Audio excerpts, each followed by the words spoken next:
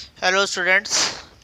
हमने हमारी previous class में एथिक्स इन अकाउंटेंसी का बारे में पढ़ा था, जिसमें हमने एथिक्स की डेफिनेशन, क्या मतलब होता है एथिक्स का, उसके एथिक्स के क्या सोर्स होते हैं, और एक प्रोफेशनल अकाउंटेंट के लिए एथिक्स एथिक्स का होना कितना ज़रूरी है, ये सब पढ़ा था। अब हम ये देखेंगे आज की क्लास में कि एथिक्स अकाउंटिंग में किस तरीके से वर्क करती है। तो स्टार्ट करते हैं हम। Ethics in accounting. Following points should be considered while recording transactions in the books of accounts. It should be ensured that all transactions pertaining to the business have been recorded in the books of accounts and nothing has been left unrecorded. एक accountant के लिए क्या होना चाहिए, उसके ethics होने चाहिए कि वो जितने भी ट्रांजैक्शंस होते हैं उसके सारे रिकॉर्ड्स बुक्स में रखे, और कोई भी ट्रांजैक्शन रिकॉर्ड होने से छूटना नहीं चाहिए। Second one is all recorded transaction should be supported by documentary evidence called vouchers. जितने भी ट्रांजेक्शन है उसका कोई ना कोई एविडेंस, डॉक्यूमेंट्री एविडेंस होना चाहिए, जिसको हम क्या कहते हैं, वाउचर कहते हैं। मतलब जितने भी हमने ट्रांजेक्शन लिखे हैं उसके हमारे पास वाउचर्स होने चाहिए। Third point is a process such as internal check should be adopted so that there is no chance of committing frauds। कि एक ऐसा प्रोसेस होना चाहिए इंटरनल चेकिंग का, जिससे हमें पता चले कि कोई भी फ्रॉड जो हमारी कंपनी है या फर्म है उसमें नहीं हो। Following point should be considered by an accountant in respect of various transactions. First is for cash receipts.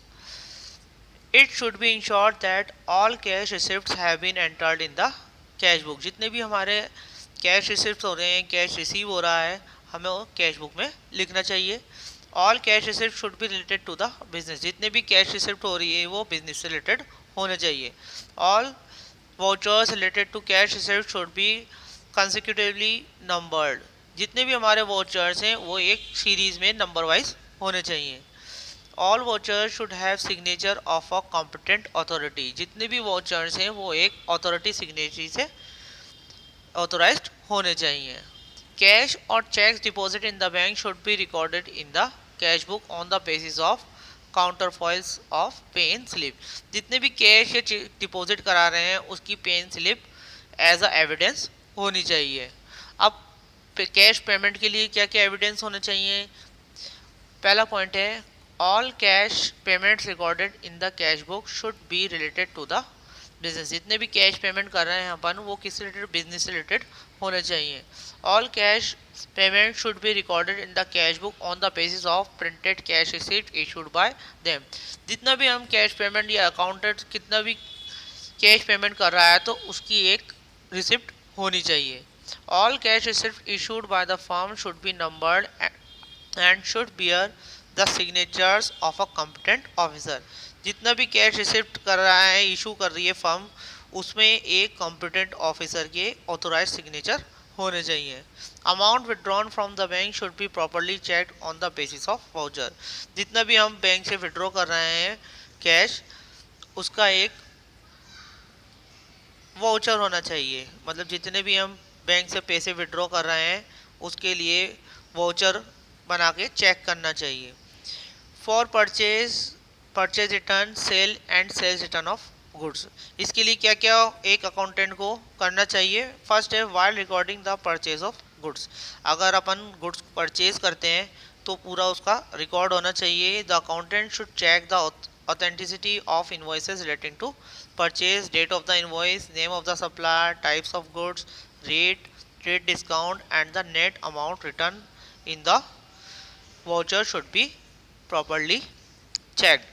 कि जितने भी कोई गुड्स परचेज कर रहे हैं, फर्म परचेज कर रही है, तो अकाउंटेंट को उसकी डेट, इन्वॉइस पर डेट, सप्लायर का नाम, गुड्स का क्या टाइप है, गुड्स का रेट किस हिसाब से है, कितना ट्रेड डिस्काउंट दे रहे हैं, ये सब प्रॉपरली चेक करना चाहिए।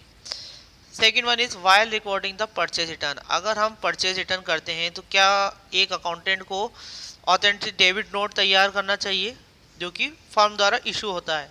Date of the debit note, name of supplier, description and amount of return goods. should be properly checked. Debit note should contain the signature of a competent officer of the firm. जब कोई goods purchase return करते हैं तो हमें जो एक accountant होता है वो डेबिट नोट प्रिपेयर करता है। डेबिट नोट में क्या होता है कि कॉम्पिटेंट जो ऑफिसर होता है फर्म का, उसके सिग्नेचर कंपलसरी होने चाहिए, ताकि वो एक एविडेंस रहे कि हमने इतनी रेट का गुड्स जो है वो हमने रिटर्न किया है, कितने किस डेट को किया है, सप्लायर किस सप्लायर को किया है, इसका प्रॉपरली एविडेंस होना चाहिए। तो ये तो परचेज रिटर्न से रिलेटेड था। अब हम थर्ड पॉइंट पर आते हैं। इसका थर्ड पॉइंट है while recording the sale of goods. अगर सेल करते हैं तो the accountant should check the authenticity of sale invoices. Such invoices should contain the name of the customer, date of issue, description of goods, rate discount and the net amount. All sale invoices should have the signatures of a competent officer of the firm.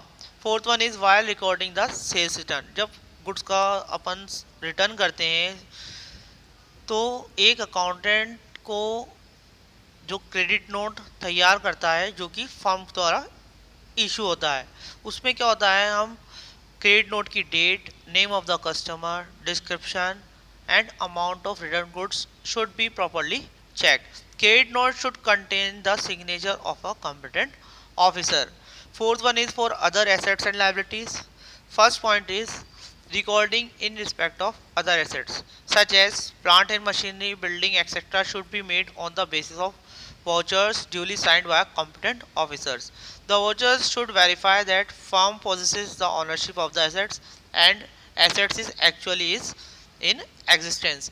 तो हमें देखना चाहिए कि firm ने जो assets purchase किए उसकी ownership firm के नाम पर है या नहीं, और वो एसेट्स एक्चुअली में है या नहीं। Second one is recording in respect of various liabilities such as loan taken by firm should be made on the basis of vouchers duly signed by a competent officer. The vouchers should verify that, अब voucher क्या verify करते हैं, liabilities are related to the business, कि कम business में firm की कितनी liabilities है और लाइबिलिटीज़ आर प्रॉपरली ऑथोराइज्ड, कि जो लाइबिलिटी मतलब पेमेंट करना, फर्म को कितना पे करना है, कि वो ऑथोराइज्ड है या नहीं। अब एक नया पॉइंट आता है window dressing. Window dressing refers to the practice of manipulating accounts so that the financial statements may disclose a more favorable position than the one which really exist. अब ये विंडो ड्रेसिंग क्या होता है कि इसमें क्या करते हैं कि जो अकाउंट्स होते हैं, अपने वाउचर्स होते हैं, उसको मैनिपुलेट मतलब चेंज किया जाता है, कि इससे क्या होता है, जो फर्म की जो फाइनेंशियल पोजीशन है वो एक फेवरेबल पोजीशन में आ जाती है। ठीक है, तो ये क्या होता है, this is against ethics. Ethics के अगेंस्ट होता है कि मान लीजिए फर्म की जो फाइनेंशियल पोजीशन जो बैलेंस शीट की है वो फेवरेबल नहीं है, मान ले अनफेवरेबल है। अब अकाउंटेंट ने क्या किया कि उसके कुछ डेटा को चेंज कर दिया, मैनिपुलेट कर दिया। मैनिपुलेट का मतलब चेंज कर दिया। अब वो जो चेंज करता है तो उसकी जो बैलेंस शीट है वो फाइनेंशियल फेवरेबल शो हो रही है। तो फेवरेबल का मतलब इस पर जितने भी जो आउटसाइडर लायबिलिटी जैसे इन्वेस्टर्स हुए, ये अपने पास लैंडर्स हुए, उनको वो पोजीशन क्या दिख रही है, फेवरेबल दिख रही है, जो एक्चुअली में है नहीं। विंडो ड्रेसिंग का मतलब होता है कि दिखावटी, ठीक है, आर्टिफिशियल, तो वो थे नहीं। तो एक अकाउंटेंट को विंडो ड्रेसिंग के थ्रू मैनिपुलेट डेटा को नहीं करना चाहिए। तो इसके कुछ एग्जांपल्स होते हैं विंडो ड्रेसिंग के। For example, debtors are offered special discount for making payment before the end of financial year. Amount receive from debtors present a better liquid position than the actual position. Purchase made at the end of the year may be recorded at the beginning of next year. Closing stock may be overvalued, closing stock ज़्यादा दिखा दिया हो तो। Revenue expenditure में भी shown as capital expenditure, जो हमारा revenue expenditure है उसको हमने क्या शो कर रखा है, कैपिटल एक्सपेंडिचर के रूप में शो कर रखा है।